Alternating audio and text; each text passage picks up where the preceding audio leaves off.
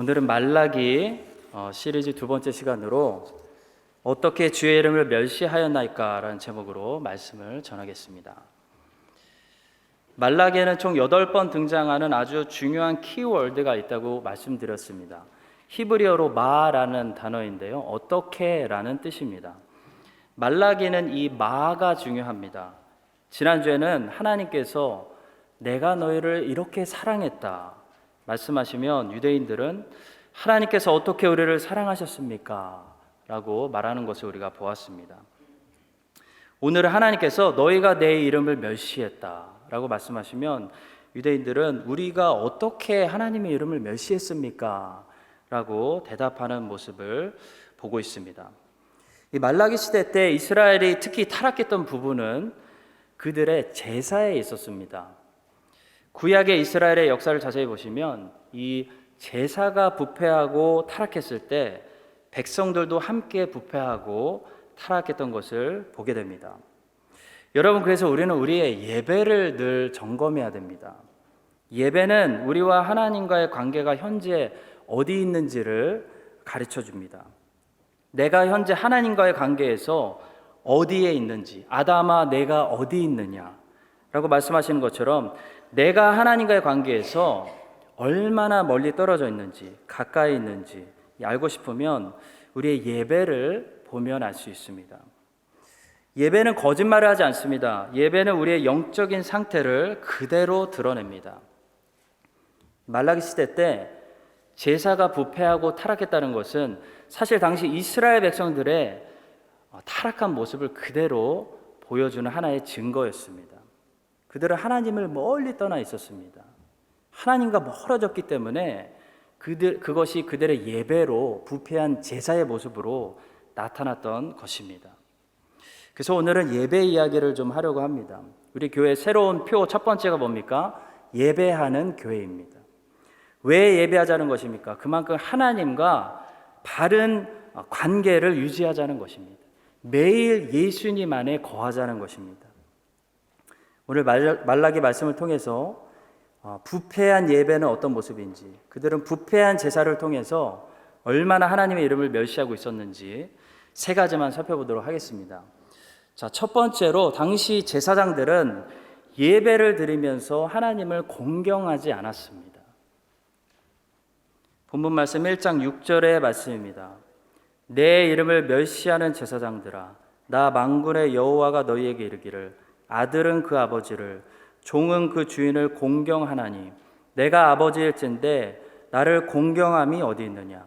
내가 주인일진데 나를 두려워함이 어디 있느냐? 하나 너희는 이르기를 우리가 어떻게 주의 이름을 멸시하였나이까 하는도다. 여기서 공경하다라는 뜻으로 쓰여진 히브리어 카보드는 무겁다, 굉장히 무겁다라는 뜻을 가지고 있습니다. 여러분, 예배를 영어로 우리가 worship이라고 하는데요, 이 worship은 worthy, 가치라는 뜻에서 단어에서 나온 말입니다. 그러니까 예배란 뭐냐면 하나님의 무거운 가치를 알아들이는 것이 예배입니다. 요한계시록 4장 11절에 보시면 24장로들이 하늘에서 하나님께 예배드리고 있는 장면이 나오는데요, 그들이 이렇게 고백하면서 예배합니다. 우리 주 하나님이여, 영광과 존귀와 권능을 받으시는 것이 합당하오니 주께서 만물을 지으신지라. 만물이 주의 뜻대로 있었고 또 지으심을 받았나이다 하더라. 여기서 합당하오니가 바로 worthy입니다. You are worthy to be worshipped, 이런 말입니다. 우리 주 하나님은 영광과 존귀와 권능을 받으시는 것이 마땅하다, 가치가 있다, 이런 뜻입니다. 여러분, 하나님의 가치를 알아보는 것, 그게 예배입니다.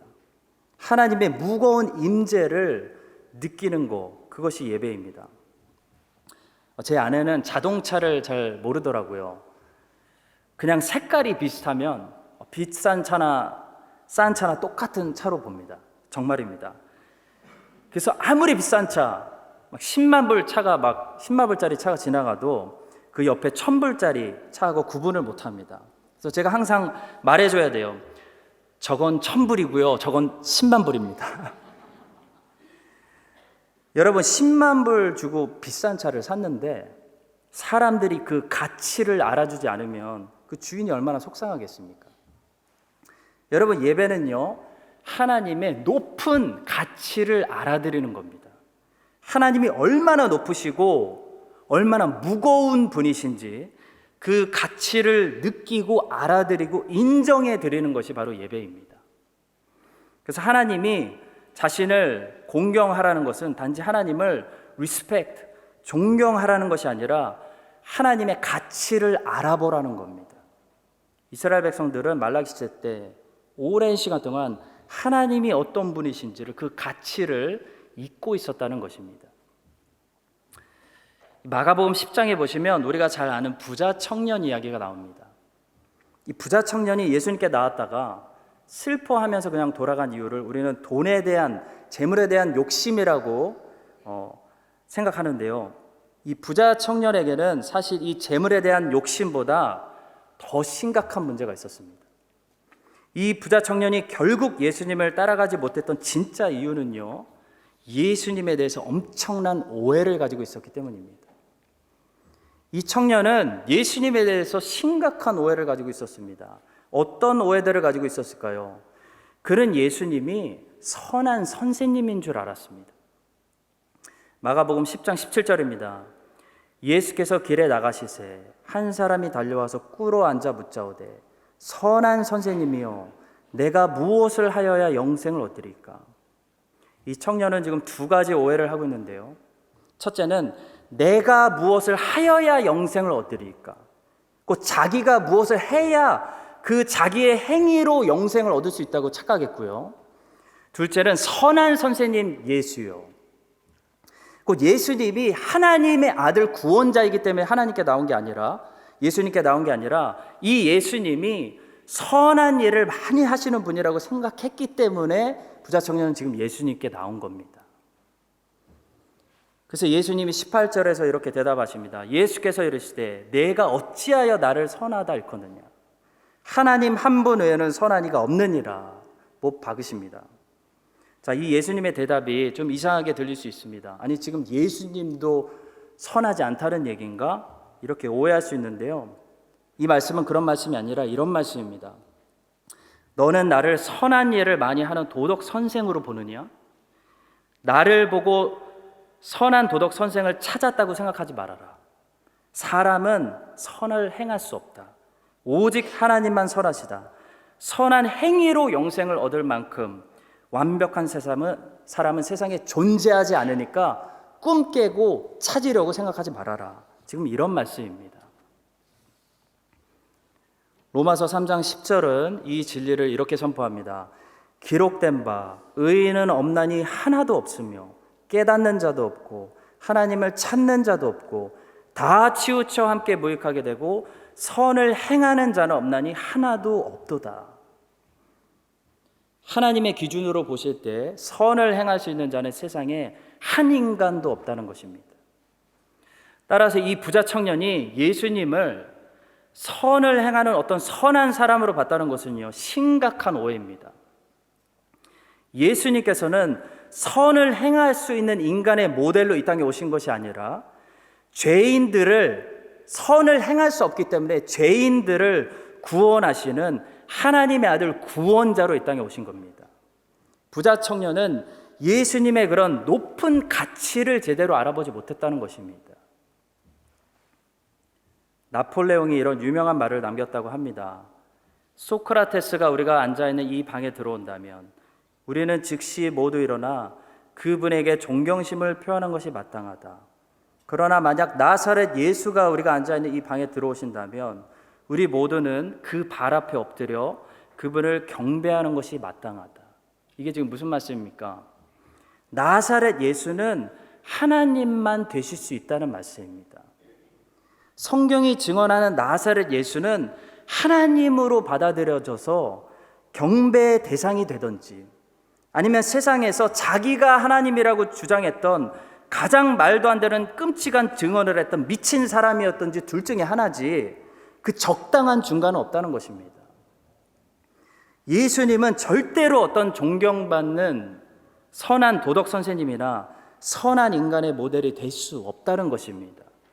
예수님은 진짜 하나님이시던지 자기가 하나님이라고 주장했던 세상에서 제일 악하고 미친 사람이었던지 둘 중에 하나라는 겁니다. 성도 여러분, 예수님은 언제나 그래서 우리의 경배의 대상, 예배의 대상이지 존경의 대상이 되실 수가 없습니다.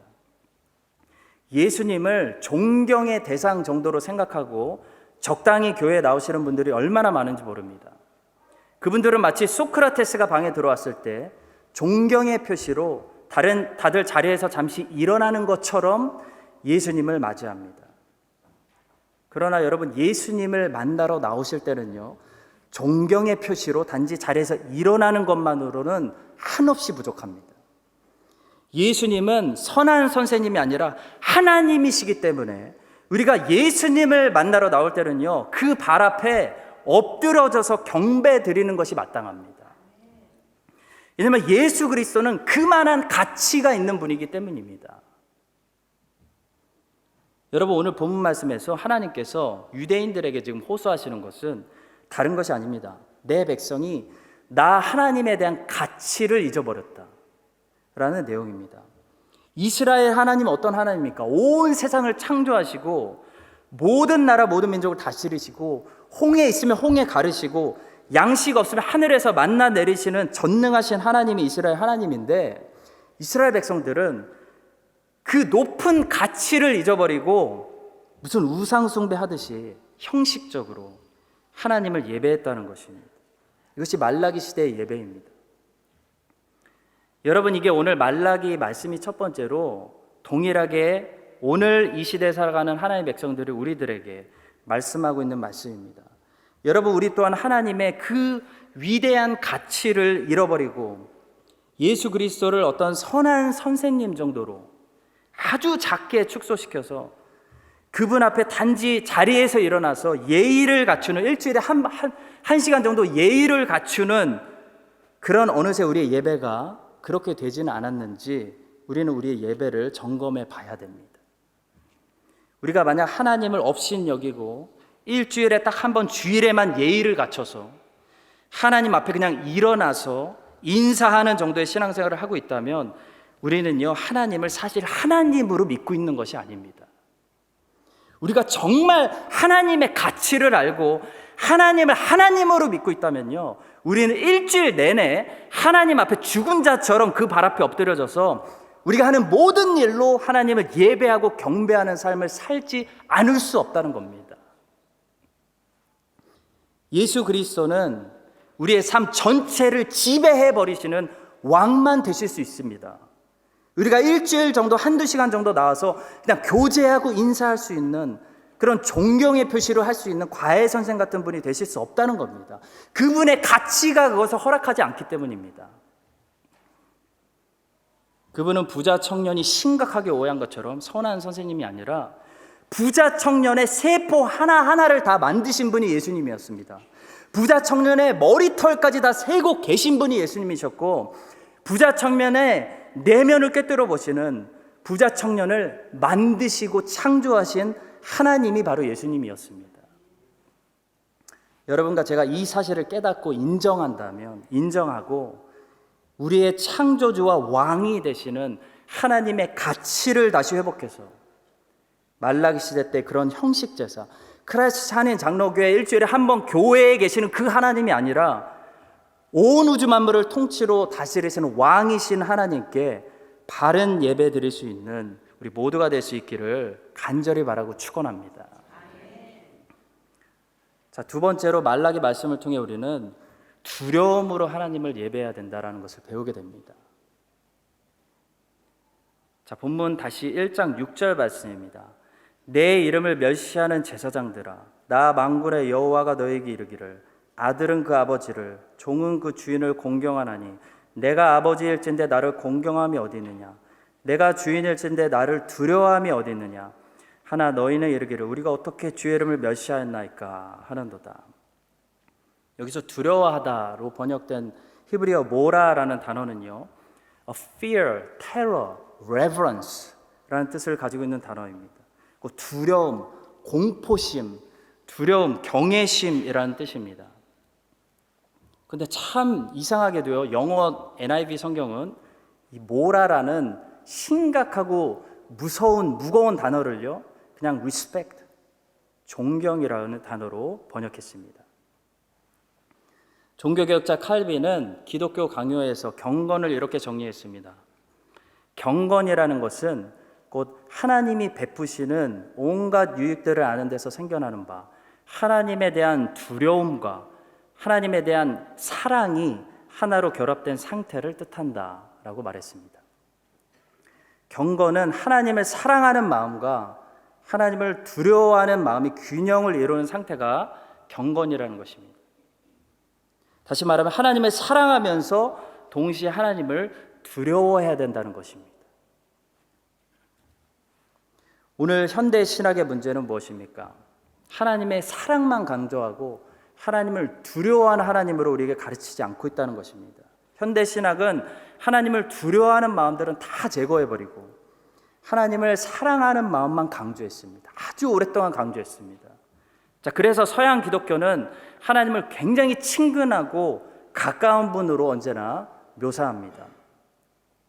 NIV 성경이 모라라는 히브리어 단어를 번역할 때 fear, terror, 공포심이라는 단어를 쓰지 않고 더 친근한 respect라는 단어를 썼다는 것 자체가 지금 서양 사람들이 무엇을 추구하고 있는지 보여주는 아주 좋은 한 가지 증거입니다.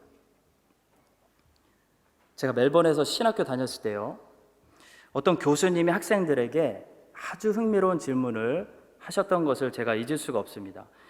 4가지 예수님의 그림, 초상화를 저희들에게 보여주시면서 ABCD, 너희들이 머릿속에 평소에 가지고 있는 예수님의 이미지와 제일 가까운 그 그림을 한번 골라봐라 라는 질문을 하셨습니다. 자, 4가지 그림 중에 저는 평소에 제가 머릿속으로 생각하고 있던 예수님의 이미지와 가장 가까운 그림을 정말 한 번에 선택했습니다. A였습니다. 왜냐하면 B, C, D는 제 눈으로 볼 때 예수님이 아니었습니다. 제 눈에는 다른 이미지들이 예수님의 모습처럼 보이지 않았습니다. 자, 그리고 다른 사람들은 어떤 그림을 선택할까 궁금해하면서도 당연히 나와 같은 그림을 선택하겠지라고 생각했습니다. 자, 그런데 결과가 발표되고 제가 깜짝 놀랐습니다. 가장 많은 표가 나왔을 거라고 예상한 제가 선택한 A 그림은요, 저 혼자만 선택했고요, 모든 학생들이 B, 2번째 그림을 선택했는데 제가 생각할 때 저 B의 그림은 전혀 제가 생각한 예수님의 이미지가 아니었기 때문입니다. 자, 안 그래도 제가 외국에서 신학교 다니면서 이 한국 백그라운드에서 배웠던 신앙과 차이가 나는 것에 대해서 격차를 느끼고 있었는데 어떻게 이렇게 다를 수 있을까? 더 격차를 느끼는 그런 순간이었습니다. 더 놀라운 사실은 교수님이 그 ABCD 각 그림을 설명해 주시는데요, 제가 선택한 예수님의 초상화 A 그림은요, 예수님의 신성, 예수님의 디비니티, 신성을 강조하는 그림이었고, 거의 모든 학생들이 선택한 그림 B 그림은요, 예수님의 인성, 예수님의 휴머니티, 인성을 강조하는 그림이었습니다. 성도 여러분, 저는 그때 정말 확실하게 깨달은 게 있습니다. 여러분, 이 웨스턴 서양 기독교는요, 예수님의 친근감, 인티메시를 강조했지만 그 동시에 예수님을 함부로 할 수 없는 두려운 존재로는 예수님이 지극히 영광스러운 그런 신성을 완전히 제거했다는 것입니다.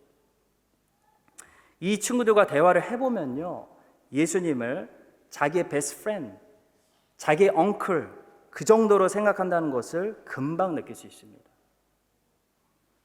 성도 여러분, 하나님이 사랑이시고 우리에게 친근하게 가까이 다가오신다는 사실은 맞는 말입니다. 그러나 하나님께서 우리에게 친근하게 다가오시기 위해서 어떤 값을 치렀는지를 가리켜야 됩니다. 하나님이 우리에게 친근하게 다가오신다고 해서 하나님이 이웃집에 사는 친절한 아저씨 같은 분은 절대로 아니라는 사실입니다. 하나님은 우리에게 친근하게 가까이 오시는 분이지만 만만한 분이 절대로 아니십니다.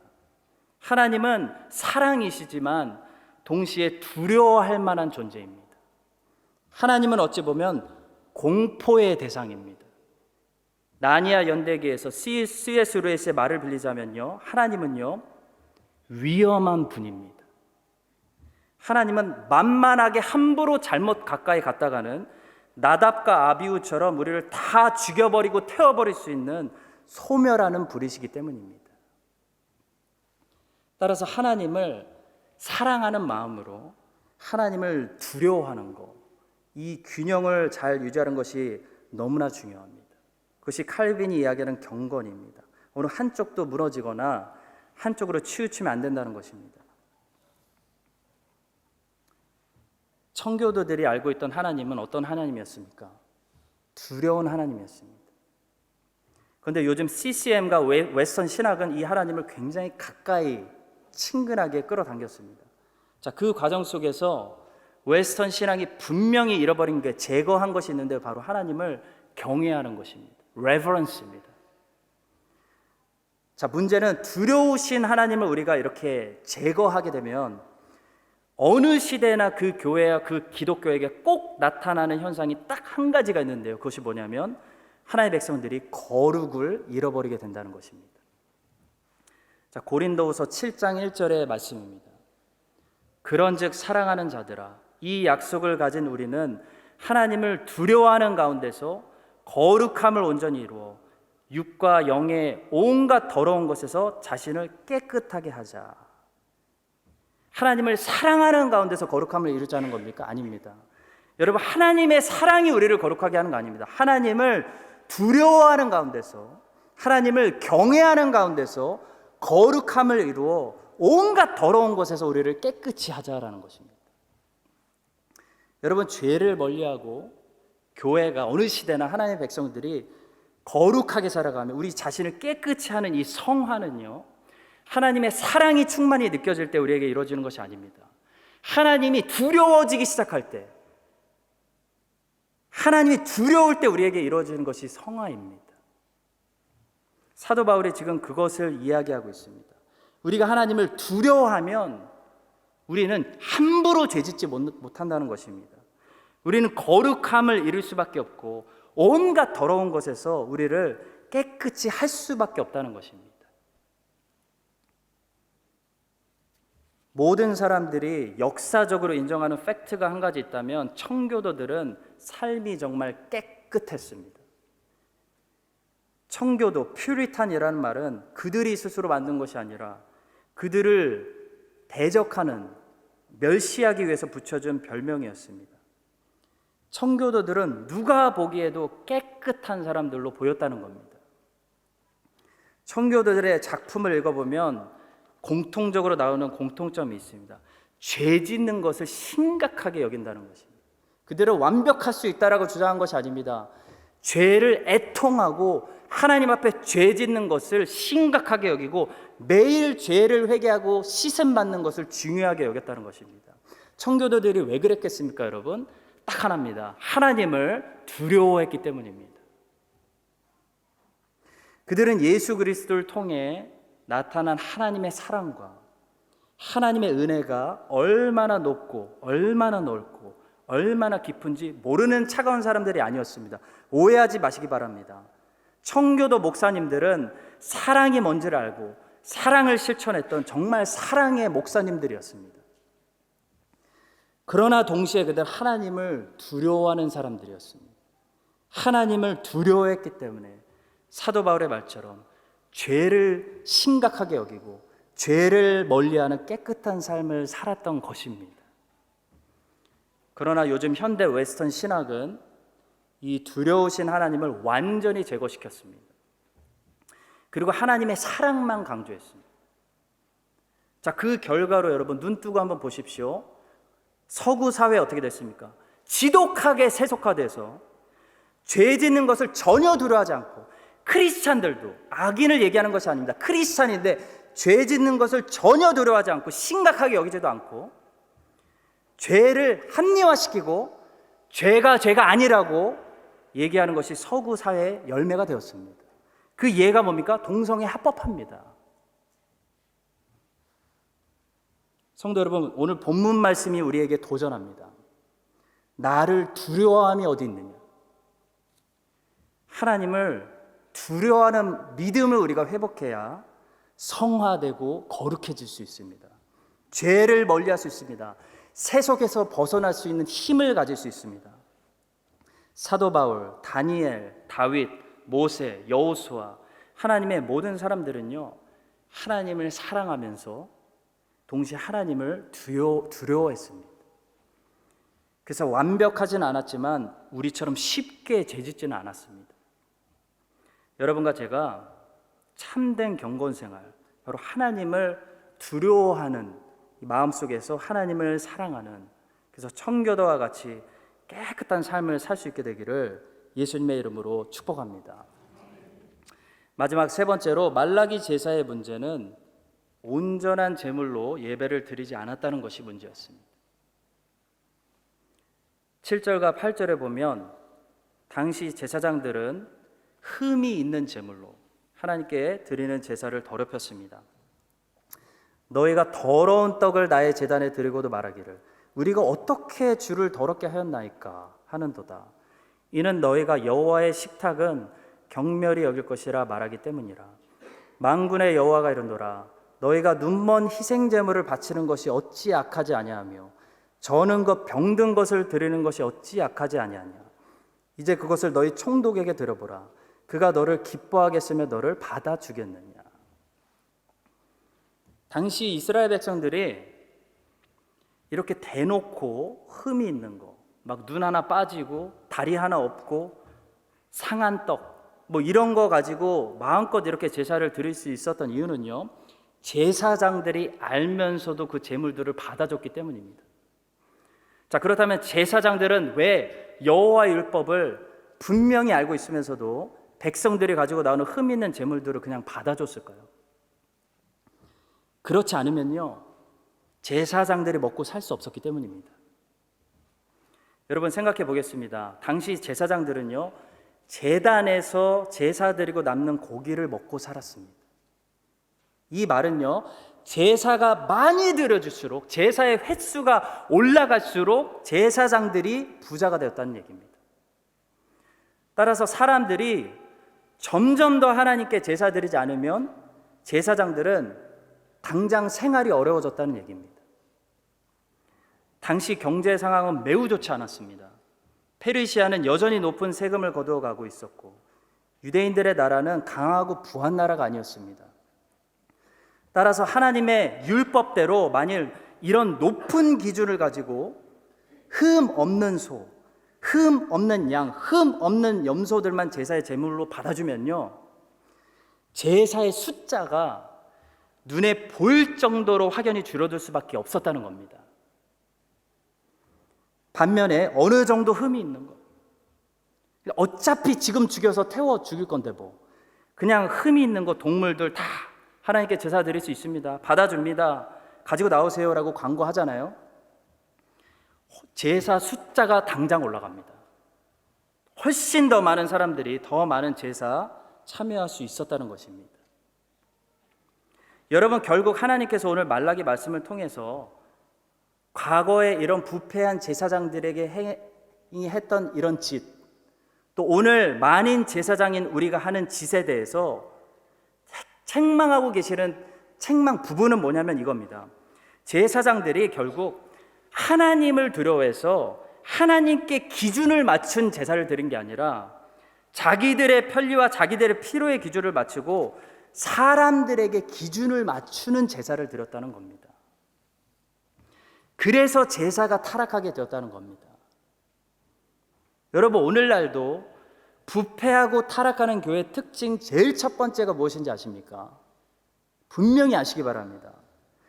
예배가요, 하나님께 맞춰져 있는 게 아니라 청중에게 맞춰져 있으면 그 교회는 부패합니다.